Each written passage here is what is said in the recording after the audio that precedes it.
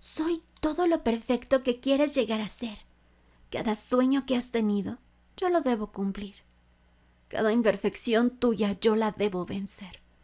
Y lo haré porque te amo. Lo haré hasta que me odies, me mates y me deseches, por no ser todo lo perfecto que quieres llegar a ser. Esto es de Tokyo Jerusalén Semanal número 34, la idol perfecta. ¡Comenzamos!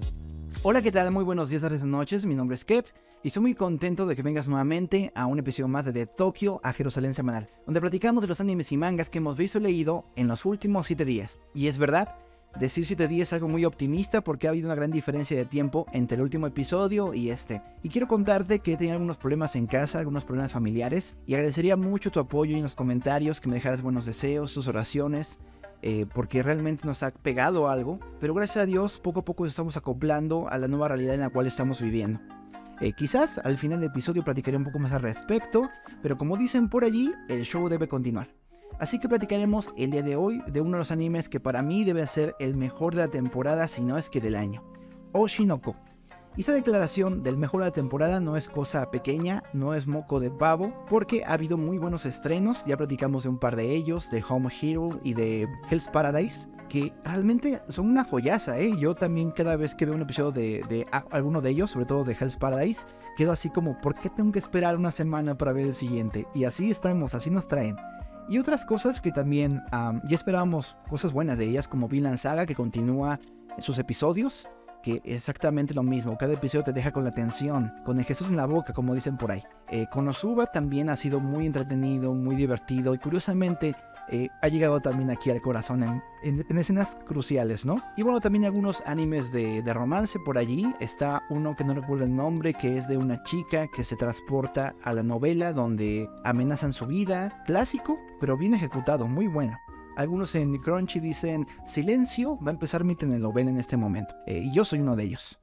Y bueno, entonces, con todo ese trasfondo de buenas series, creo que el decir que Oshinoko está sobre de ellas es decir que, wow, trascendió.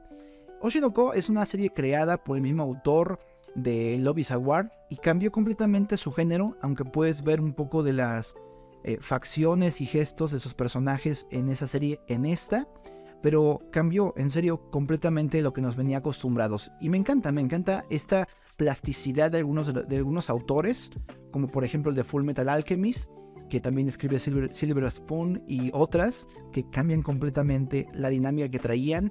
También el creador de A Silent Voice, que después hace To Your Eternity, que también hemos hablado en este programa. Me encanta cómo pueden algunos autores girar completamente a lo que nos venían acostumbrados y darnos una serie increíble como es este caso de Oshinoko. Entonces platiquemos de ese anime. Quiero confesarles que yo me spoileé sin querer en uno de los comentarios de tantas publicaciones de Facebook. Me spoileé ese plot twist que tiene. Pero quiero decirte que incluso aunque me spoileé esa parte, no dejó de ser un gran episodio sorprendente, muy impactante, tanto en su planteamiento como también lo que pasa en esa escena. Y aquí, ojito, porque el que esté hablando de esa escena, esté hablando del plot twist, no significa que este programa esté libre de spoilers. Entonces, te recomiendo encarecidamente, por favor, que vayas en este momento si no has visto este primer episodio y lo veas. En serio, no quiero que te pierdas la experiencia de verlo. Platicaba con una amiga al respecto y aunque yo quería soltarle el spoiler, algo dentro de mí, un angelito bueno decía, no le digas esa parte. En serio, ella tiene que experimentar. Y bueno, si no lo has visto, en serio, velo. Platiquemos entonces del planteamiento de esta serie. Ai es una idol que va en ascenso y que realmente se quiere comer al mundo. Demuestra con una gran actuación que desea hacerla mejor, pero aquí viene el primer plot twist, aunque dentro del planteamiento, ella llega a una clínica en las afueras de la ciudad y se encuentra con un médico que es casualmente su fan, con la gran sorpresa de que ella está embarazada. Y la gran ambición que tiene ella de que a pesar de que está embarazada, quiere continuar con su carrera de idol. Desea esconder el embarazo, desea esconder a los niños porque son gemelos y en cuanto pueda hacerlo, en cuanto se recupere de su alumbramiento, volver a los escenarios y triunfar como la gran idol que siempre ha querido ser. Por su parte, el médico que la atiende decide guardar el secreto de su condición, pese a que él mismo es un gran fan de ella.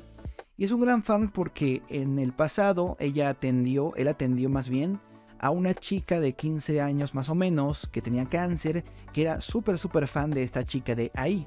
Y tanto le impactó la vida de esta chica que decidió continuar con su deseo de apoyar a Ai como un fanático. Le toca entonces a ese médico apoyarla desde su profesión, cuidando de ella, diciéndole cómo alimentarse y bueno, dándole los primeros cuidados de una chica embarazada y apoyándola desde la distancia, cubriendo también información a pesar de su fanatismo respecto a ello, ser discreto. Y esto es muy interesante porque no sé si lo sepas tú, quizás lo sabrás mucho mejor que yo. El fandom en Japón es muy posesivo y duro con las personas a las cuales idolatra.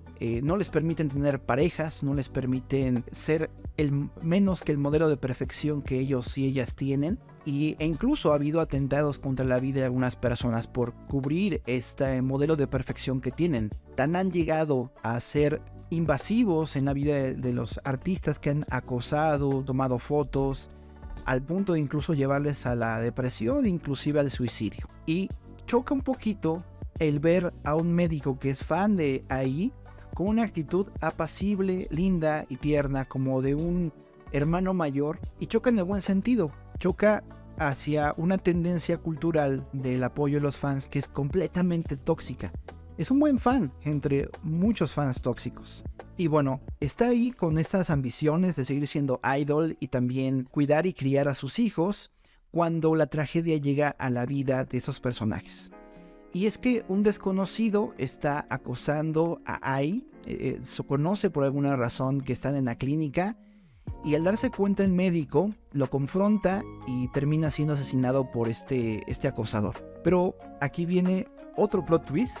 En el primer episodio no deja de ver plot twist.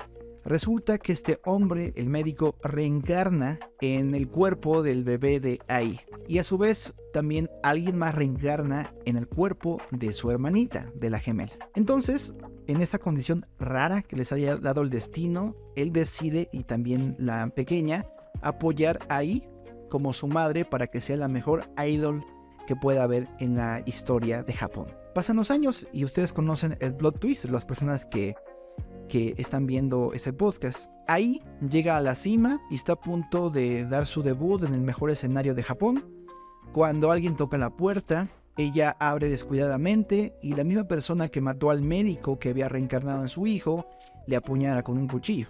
Lo que no pensábamos que iba a pasar, porque ahí se nos presentaba como la heroína de la historia, como la que iba a pasar un montón de problemas para llegar a tener su sueño como ella quería. Resulta que se nos muere en el primer episodio, y el legado de lo que ella quería tener para su vida se lo da a sus hijos, a Aqua y a Ruby, reencarnaciones de fans del pasado. Este es el primer episodio. Y sí, cuando vi esta parte, me dije a mí mismo, esta serie ya era muy buena. Y era muy bueno pensar en una idol que se iba a esforzar por ser la mejor mientras escondían a los medios, a sus fans, a sus gemelos. Y era muy interesante. Pero el nuevo plot nos lleva a una posibilidad años después, cuando crecen Aqua y Ruby, de que Aqua, que es el nombre del chico, iba a buscar por todos los medios encontrar al asesino, al autor intelectual de la muerte de su madre, de Ai, presumiendo que esa misma persona era su padre, era la persona con quien Ai había tenido relaciones. Este es el plot y la trama real que esconde este anime de Oshinoko. Iniciaba con un anime de idols y era muy bueno. Después salió con un anime de idols, de una idol que iba a mentir para cubrir un secreto, y eso ya era muy bueno. Y termina siendo un anime donde los hijos de esta idol van a vengarla, o por lo menos uno de ellos, que es Aqua. Esto del asunto del culto a los ídolos, para comprenderlo un poquito más y darle un poco más de trasfondo, se remonta a la época de Inglaterra, de los Beatles. Previo a este grupo musical, que todos conocemos por lo menos de referencias culturales, no existía la cultura del adolescente. Es decir, solamente se concebía en esa época y lugar al niño y al adulto. Había una transición que tenía que ser muy rápida entre uno y otro, pero no había, por ejemplo, ni música para adolescentes, ni ropa para adolescentes, ni toda la cultura que actualmente vemos dirigida y enfocada hacia ellos. Era solamente niños y adultos. Llegan los Beatles como el primer gran grupo musical dedicado a la adolescencia y rompe con todo. Los adolescentes, y ustedes pueden ver videos en internet de chicas enloquecidas por ellos, y empieza a haber un movimiento cultural de que esto es para nosotros, nos da identidad. Es por eso que a partir de este fenómeno llamado Beatles empiezan a surgir otros similares, o que ofrecían variantes, pero de la misma forma daban fuerza a la idea de ser adolescente, de que ya era un miembro significativo en la sociedad, no solamente cuando eres niño, tierno y ofrecías esperanza, no solamente cuando eras un adulto que era responsable y económicamente productivo, sino que un joven, un adolescente en formación tenía voz. Surgen grupos también como los Rolling Stones, que es como la versión para niños malos de los Beatles, pero curiosamente, tanto Beatles como Rolling Stones y varias de las bandas que se crean en esa época son construidas por una industria que veía en los adolescentes una fuente de ingresos. No son creadas por la espontaneidad, no son creadas por el deseo de dar voz y voto a la juventud. Son solamente una estrategia publicitaria muy bien llevada para lograr sacar un nuevo, entre comillas, grupo demográfico al cual poder sacarle dinero. Es una realidad y tenemos que tomarlo muy muy en cuenta. Hay muchas veces en que, digamos, por así decirlo, los artistas novatos podían idealizar el asunto de actuar, de cantar, de llevar esta profesión como algo para llevar alegría a las personas. Y creo que es algo constante en el asunto de los idols en Japón, en Corea, en China. Hay como, de parte del auditorio, un deseo porque ellos cubran sus necesidades primarias, porque les hagan felices. Cierto que muchos también tienen ese objetivo, pero el objetivo principal de todas las boys band, de todos los idols, en todas las culturas, es generar ingresos. En muy pocos, quizá alguien podrá decirme, no, este idol o ellos realmente no tienen una gran agencia ni disquera y lo hacen por amor al arte. Es difícil creer eso. Sin embargo, creo que en buena medida esta ilusión de que esto es genuino, de que esto es por amor al arte, para salvar vidas, es algo que vamos generando nosotros como audiencia. Nosotros somos los que dotamos a los idols de un montón de valores que nos representan. Y por eso también existe la posibilidad de que cuando el idol deje de representar el valor que yo le estoy asignando, yo le desprecie, yo le haga mucho menos de lo que es. En el asunto de otros referentes culturales, pensemos como Elvis, por ejemplo, que no solamente son ese ideal de lo que podría ser alguien que me represente como juventud, sino también una forma de romper barreras entre culturas. Hablamos de Elvis porque Elvis canta como un negro, pero es un blanco. Entonces termina siendo como una síntesis de un anhelo que tiene cierta población por unirse. Elvis tenía esto no como un producto de una disquera, sino algo genuino suyo que fue aprovechado después como un producto. Por cierto que Elvis venía de una tradición pentecostal, hablando de su trasfondo religioso.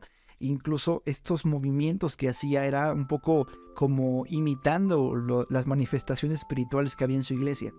Pero entonces termina siendo como un anhelo de muchos grupos culturales por decir, él me representa, él puede cantar como negro y ser bien visto, y él puede actuar como cristiano y ser bien visto, y él puede ser un blanco bien visto.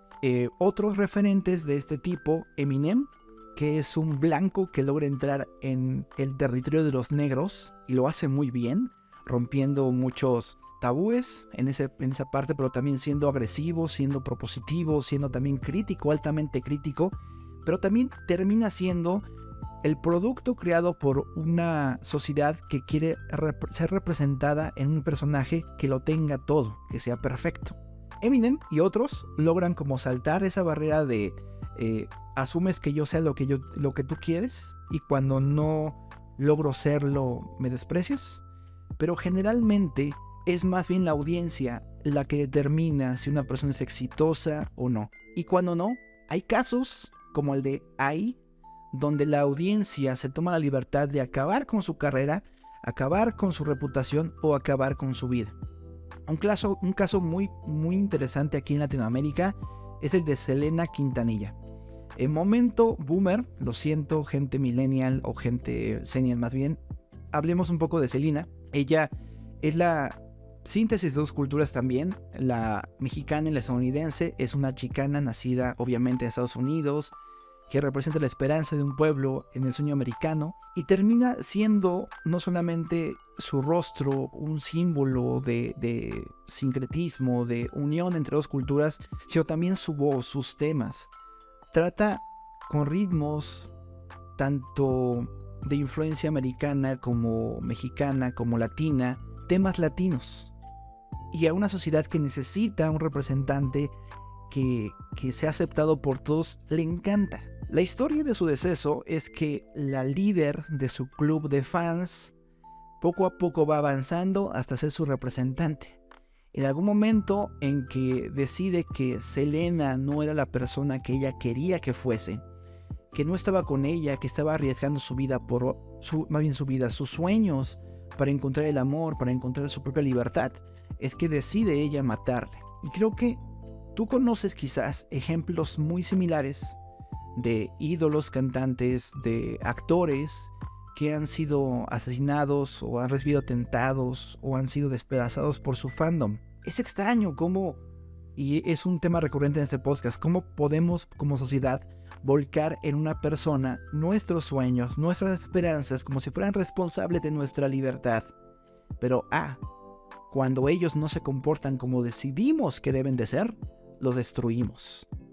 Mucho se ha dicho que Japón produce los casos de suicidio en sus idols, que los despedaza. Se ha puesto el foco porque es como un zoom a la naturaleza humana en ese aspecto de la farándula.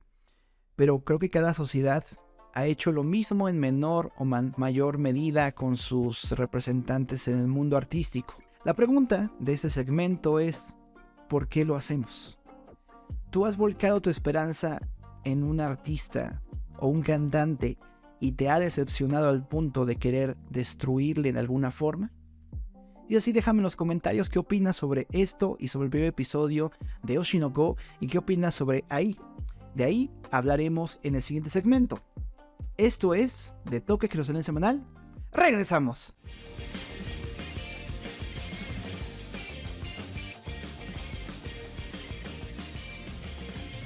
Quizá me esfuerzo mucho para un simple video.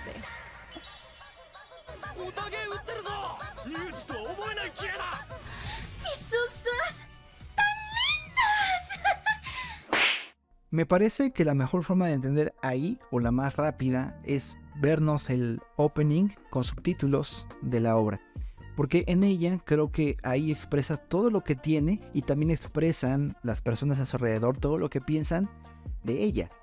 Para empezar, ahí se cría en un orfanato, no conoce ni a padre ni a madre, y ella tiene una inseguridad de que nunca ha amado a alguien, no ha recibido amor y por tanto tampoco puede amar a una persona. Por eso cuando llega el representante de Strawberry para hacerla idol, porque ve con potencial en ella, dice, no puedo, porque yo creo que una idol tiene que apreciar a su audiencia, y yo no puedo hacerlo por mi historia de vida. Muy atinadamente, ese representante le dice que precisamente por eso le necesita, porque no es tanto que ame genuinamente a las personas, sino que les engañe para que crean que lo hace. Ella pregunta que si logra engañarlos, eventualmente podrá amarlos, y él le responde que sí. Y es muy genuino este hombre, no le vende fantasías, no le da una visión idealista de lo que son las idols, sino que aprecia sus ímpetus, sus dolores, sus carencias de esta chica, y comprende que quizás es precisamente lo que necesita para despuntar, lo que necesita una idol. Más que decir voy a amarlos, es voy a hacer que crean que voy a amarlos. La actuación es prácticamente eso, es vivir un escenario ficticio y que las personas crean en ese escenario, puedan suspender su idea de la realidad e inmiscuirse en lo que tú le estás vendiendo. Aunque claro, existen muchas personas que no pueden distinguir esta elaboración de la realidad en sí. No pueden distinguir entre un personaje y la vida real, y por eso, como dije en el anterior segmento, exigen o exigimos mucho más de lo que pueden dar las personas. Exigimos perfección, pero la perfección no es algo que pueda alcanzarse humanamente. Entonces, existe parte del fandom que puede entender genuinamente que ellos están vendiendo mentiras, y está bien. Y puede existir una parte del fandom que se aferre a querer que eso sea la realidad de las personas. Ai avanza como idol creyendo que quizás algún día a través de este esfuerzo que está haciendo pueda amar a las personas. No conocemos los detalles de cómo conoció a la persona a la cual se embarazó y cómo fue el asunto, pero sí sabemos que ella decide tener a los niños, decide criarlos, y aunque podría ser solamente un asunto de ambición, porque lo veíamos ahí muy superficial al inicio de la serie, criando a sus hijos, pero vaya, es una chica de 15 años. Poco a poco vemos que realmente se interesa por ellos y que mucho de lo que hace lo hace por ellos. Esta escena bellísima de los niños haciendo con los light stick, los malabares y todo esto, alegra mucho a Ai y le da confianza en un momento en que se sentía no sincera frente a su audiencia. Y creo que eso, la existencia de Aqua, de Ruby y sus hijos, la motiva a ser la idol que fue. Esto se ve al final de su vida, cuando es asesinada por este hombre. Por una parte, logra abrazar a sus hijos, que ella pensó que nunca iba a poder expresarles amor, y descubre que les ama, y descubre que siempre ese amor estuvo allí. Y algo sorprendente, que definitivamente no fue algo planeado ni elaborado en el momento. Ella genuinamente amaba a este chico en su calidad de fan. Lo recordaba que él le regaló el frasquito que tenía exhibido en su casa, el frasquito con cosas brillantes, con estrellas. Qué golpe tan devastador fue para ese chico, porque él creía que estaba vengando y haciendo justicia a una mentirosa, a una impura. Esta concepción que tienen muchos de sus estrellas, que tienen que ser puras para ellos, muy tóxica, muy horrible, que tienen algunos japos. Pero se desvanecía esta visión, porque ahora lo que encuentra es a Ai como realmente es, alguien que es divertida, feliz, alegre, amorosa, y en general una madre que tenía como mayor deseo amar a toda su audiencia. Es duro ver a Ai perdonando. Creo que esta imagen de Ai perdonando a su asesino es una que tarde o temprano veremos repetirse en las mentes de Aqua y de Ruby. Aqua tiene la misión de vengar a su madre, pero el legado que ha dejado ella, muy, muy al estilo de Thorfinn y Thor, su padre, en Vinland Saga, definitivamente tiene que hacer mella en algún momento, de llevar a la reflexión de ¿quieres dedicar tu vida a la venganza que tu madre nunca quiso? ¿O quieres vivir el legado de tu madre? Profundizando un poco más en la forma en que se nos presentó a Ai y la forma en que la audiencia quería verla, me hace recordar mucho al idealismo con que vemos en Latinoamérica, por ejemplo, a la Virgen Morena, la Virgen María en sus diferentes advocaciones, como llaman los católicos. Sin entrar demasiado a la finura del asunto doctrinal de ese asunto, yo me pregunto, y nos hemos preguntado muchos cristianos evangélicos al respecto, ¿por qué hay una obsesión, y lo voy a poner en esas palabras, de los católicos y otros grupos por querer a una virgen como madre? Nosotros los cristianos creemos que María, y aquí viene la referencia con Oshinoko, es virtuosa no en tanto a su virginidad, sino en ser el instrumento escogido para traer a Jesús a este mundo. Y después de ese acontecimiento, ¿qué implicación tendría que dejase de ser virgen?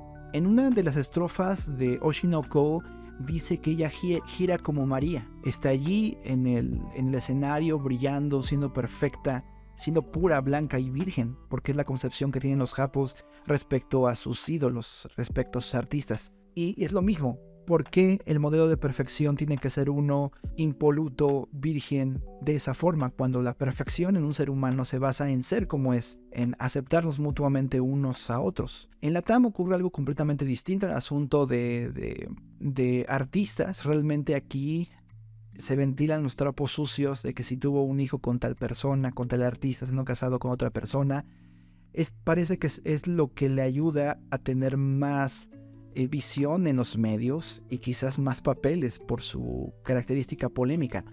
Aún así, también exigimos altas cosas respecto a nuestros artistas. Vinculo esto con la figura de María porque, contrario a lo que la creencia popular, la virginidad no es una virtud en sí misma, la castidad no es una virtud en sí misma, es un paso intermedio entre un estado y otro, que es el de casamiento, y el de casamiento definitivamente nadie quiere casarse y permanecer virgen. Siendo así, y quizás estoy divagando en muchas direcciones, pero quiero intentar conectar todo esto, la visión de que hay o María o algún santo lo sea porque son vírgenes es un demeritar la humanidad en las personas. Ahí tenía muchas más virtudes que las de ser virgen.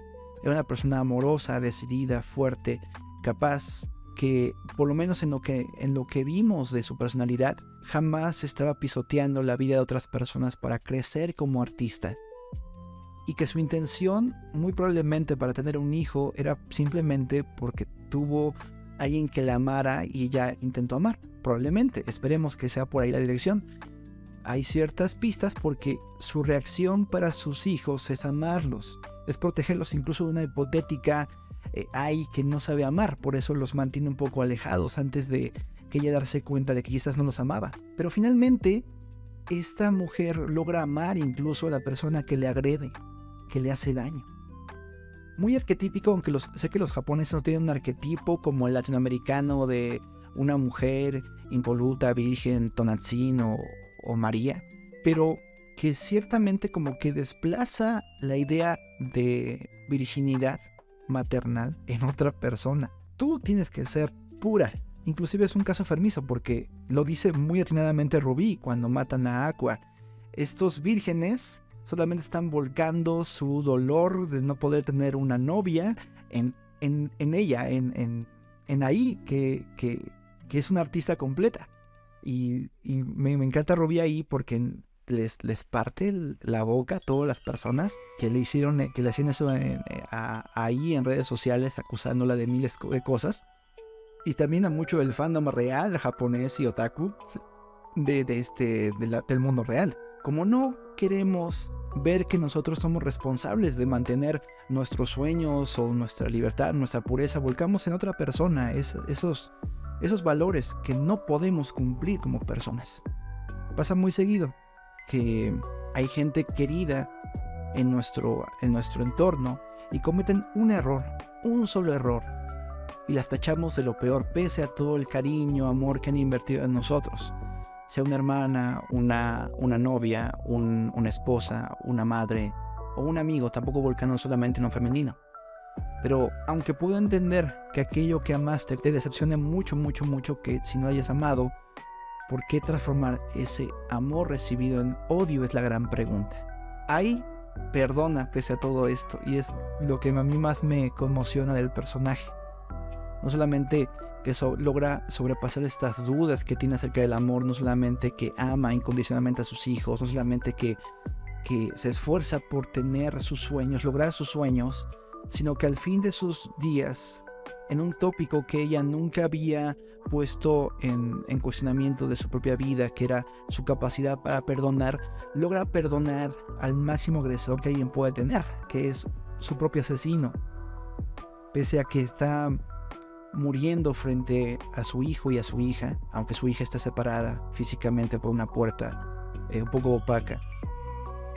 Todas esas cosas, en el poco tiempo que le quedaba a Aqua, debieron motivarla a odiar profundamente a este personaje, y termina perdonándolo.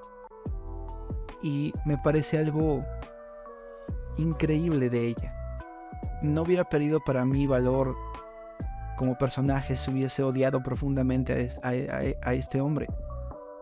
tan solo pensar en que estás muriendo y lo que le estás sembrando en el corazón de estos dos pequeños, desde su visión de ella, son pequeñitos, son niños inteligentísimos, pero niños al fin, es un motivo suficiente para odiarlos. Yo quisiera preguntarte, si alguien te hiciera algo enfrente de la gente que amas y les causara una herida tan grande, ¿no lo odiarías profundamente?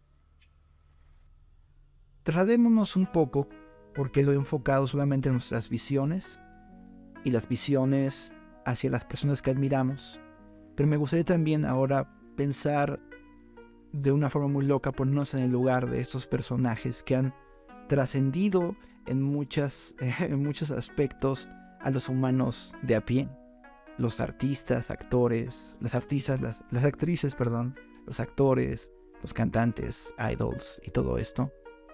¿Qué tipo de vida vivirán y si realmente para ellos el sacrificio que han dado es correspondido por su audiencia? ¿Tú has estado allí de dar algo por alguien tanto y que al primer error te defraude? Déjame en los comentarios tu opinión sobre ahí, sobre los fandoms y sobre ti mismo en cualquiera de los escenarios que hemos planteado. Y dime, ¿qué es para ti el personaje de ahí? Esto es De Tokio a Jerusalén Semanal. Regresamos. Hice lo mejor que pude. Trabajé duro y mentí. Para mí las mentiras son amor. A mi manera pensé que estaba expresando amor. No sé si pude amarte a ti ni a los demás, pero canté todas esas canciones mientras en verdad lo deseaba, esperando que algún día esa fuera la verdad. Incluso ahora quisiera poder ser capaz de amarte. ¿Quieres ayudarnos a seguir creando videos y recursos como este? ¿O quieres invitarnos un buen plato de ramen? Considera convertirte en nuestro patrocinador a través de patreon.com/de Tokio a Jerusalén.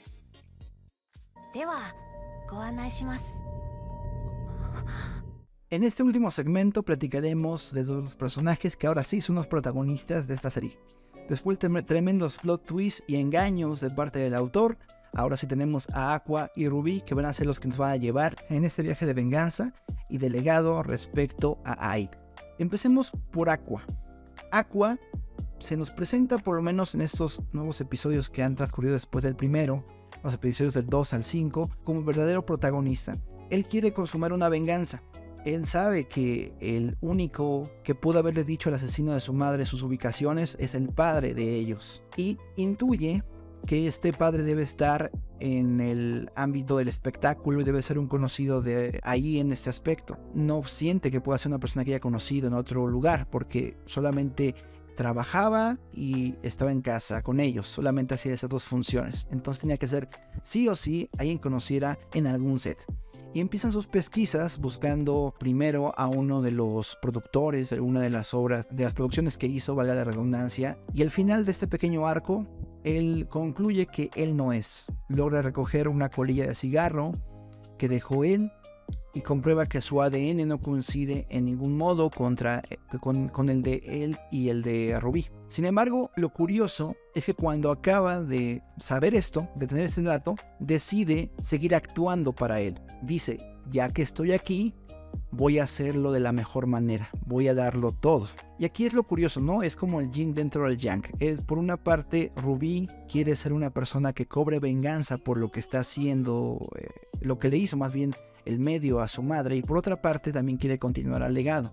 Del otro lado tenemos a Ruby, que es el contrario. Ella simplemente quiere continuar con el legado de su madre, no vengarse, aunque ella también guarda mucho odio respecto a las personas que le hicieron daño en redes sociales al recuerdo de su madre, a la historia. Obviamente también está conmocionada por el asesino, pero él no lo vio tan de cerca, quizás por eso no le cause tanto enfado o no quiera venganza como su primer instinto. Pero yo creo que eventualmente ella también demostrará que dentro de ese solamente querer ser como mamá, hay un quiero destruir a aquellos que destruyeron a mamá. Me parece, y quizás los del manga me desmientan mucho y dirán, no, Ruby siempre va a ser la niña consentida que solamente quiere ser idol y va a darle dolores de cabeza a Aqua. Probablemente sea así, pero creo, y es curioso, cómo parece, y eso también nos muestra mucho el opening, que la personalidad de Ai se dividió en dos. Y es curioso porque obviamente sabemos que tanto Aqua como Ruby estaban vivos antes de renacer en los cuerpos de los bebés de esta chica y tenían sus propias personalidades trabajadas con el tiempo, ¿no? No reciben directamente toda la influencia de su madre, pero pareciera en buena parte que sí. Pareciera que la parte analítica, fría e inteligente de Ai se trasladó mayoritariamente hacia Aqua y la parte más alegre, fantasiosa, amorosa se pasó a Ruby. Y platiquemos un poquito de la vida previa de esos personajes, sobre todo de Ruby.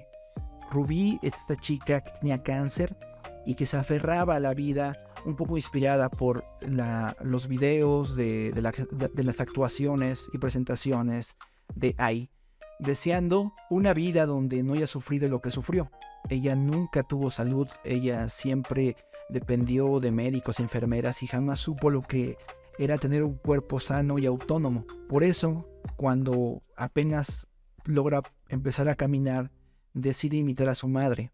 Y aunque al principio no podía hacerlo porque no tenía la coordinación motriz adecuada, eventualmente lo logra. Eventualmente su madre descubre que ella bailaba a escondidas sus canciones, que ella había tenido una noción muy clara de lo que hacía antes, porque tanto antes de renacer veía los videos de Ai y también después, es que ella encuentra este camino para poder de alguna forma vengar el recuerdo de su madre. Vengar en el sentido de ella no pudo alcanzar todo esto, todos sus sueños, yo voy a continuar su legado, pero también como en mi vida anterior no pude ser la persona que yo quería, libre, autónoma, con un cuerpo sano, ahora que lo tengo, voy a usarlo para ser feliz.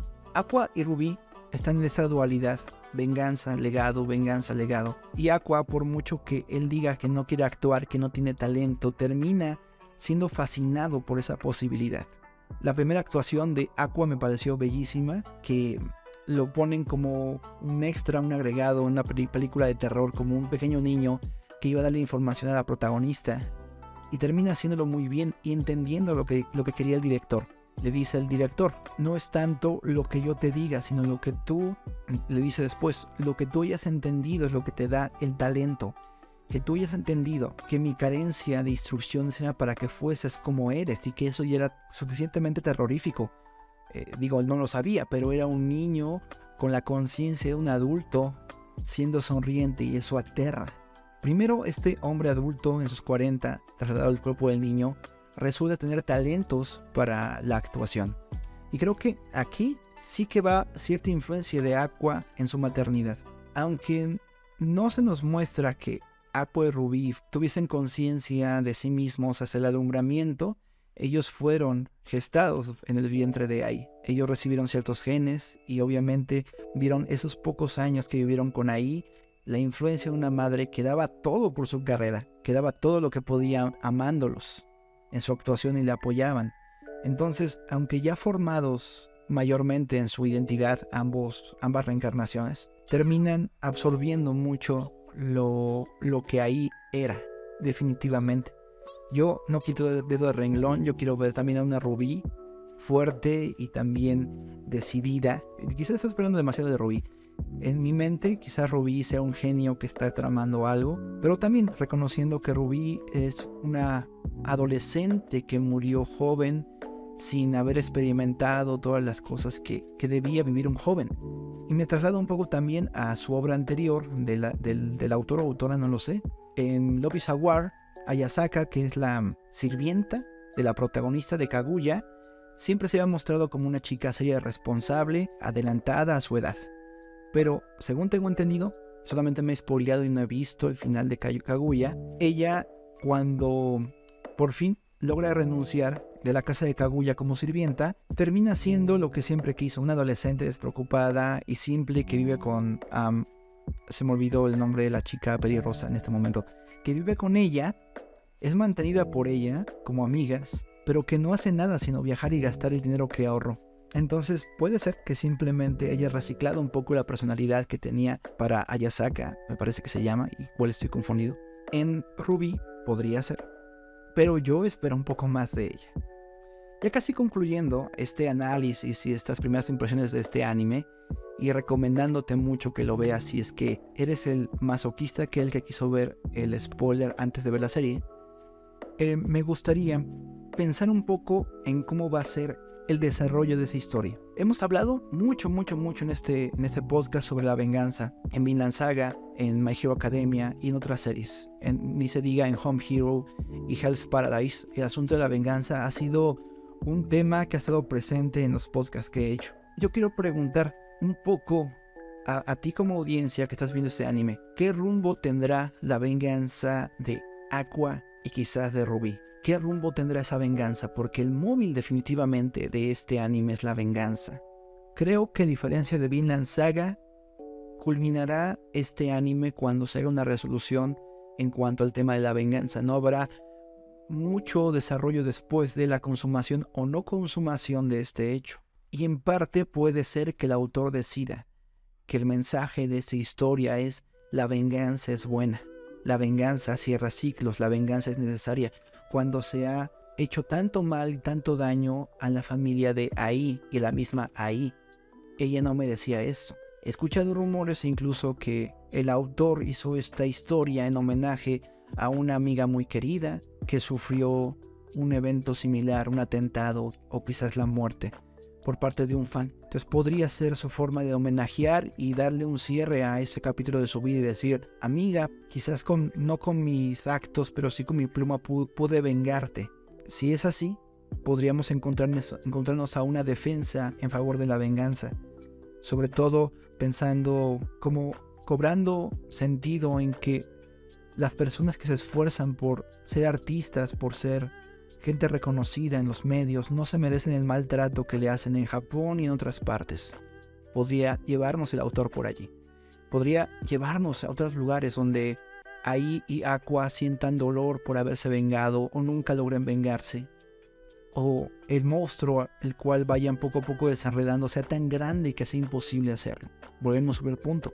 ¿Tú qué harías si has sufrido las vejaciones que sufrió Ai o Aqua o Ruby, las traiciones de las personas que supuestamente amaban a la gente que tú amabas? ¿Irías por el lugar de la venganza o no?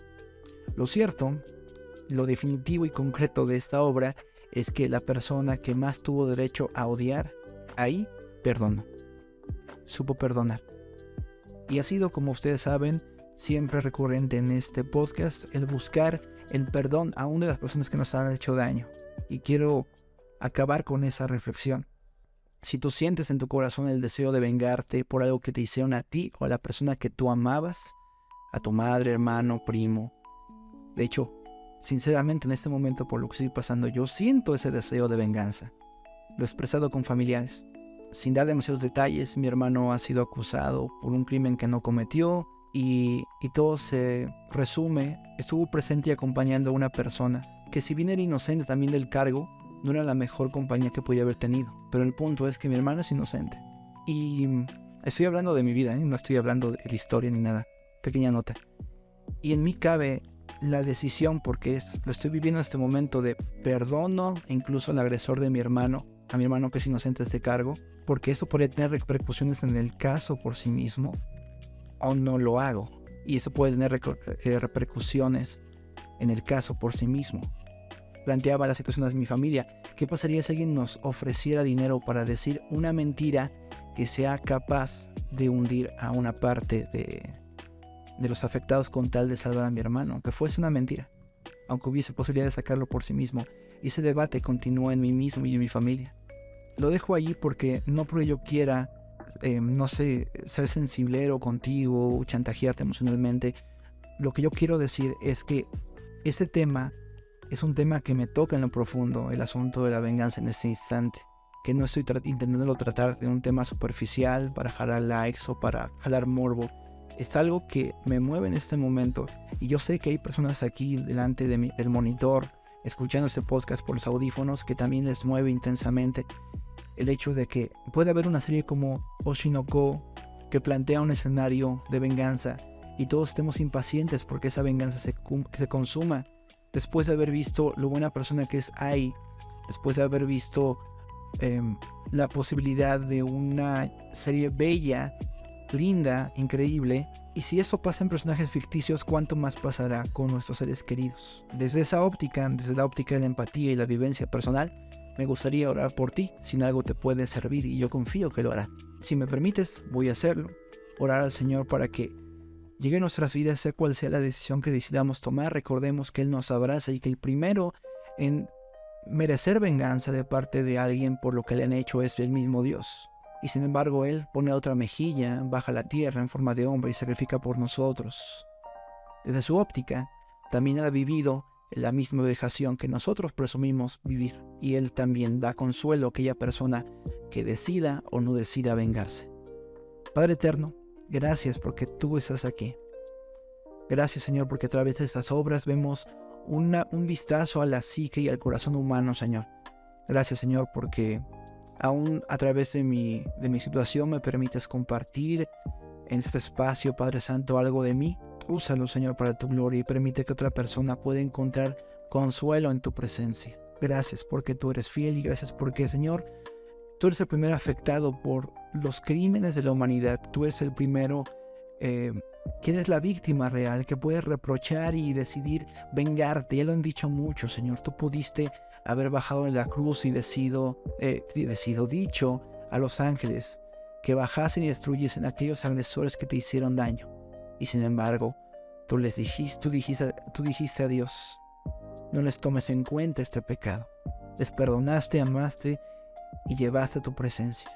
Y te pido que ese amor, ese perdón, ese deseo de justicia esté en nuestros corazones y cambie nuestras vidas, Señor.